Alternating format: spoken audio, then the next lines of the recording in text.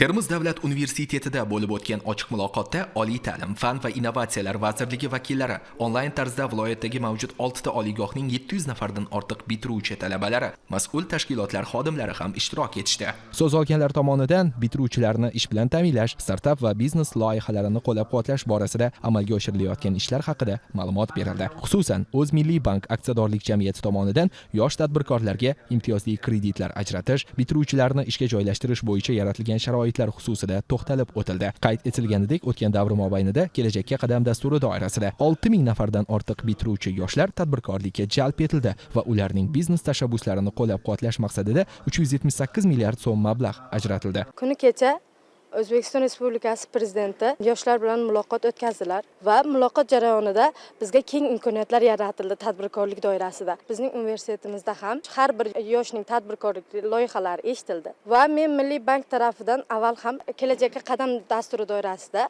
kredit olgandim. Tikuvchilik faoliyatimizda olib borish uchun oldik u kreditni. Men yangi bir biznes loyihamni o'sha mutasaddilarga taklifini berdim va ular buni ma'qulladilar.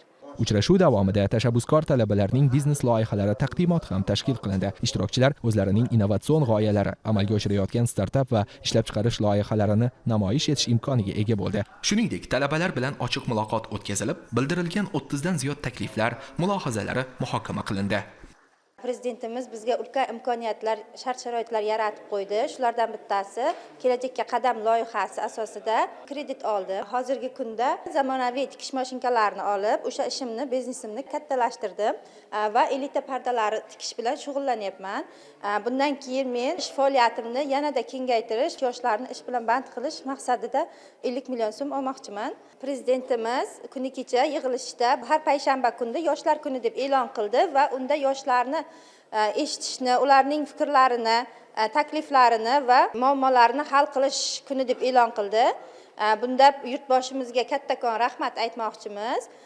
Bizga shuncha shart-sharoitlar, imkoniyatlar yaratib qo'ydi. Tadbir yakunida ishtirokchilar bandlikni ta'minlash va biznes g'oyalarini moliyalashtirish borasida o'zaro hamkorlikni yanada kuchaytirish, zarur yordamlarni ko'rsatish yuzasidan kelishib oldi.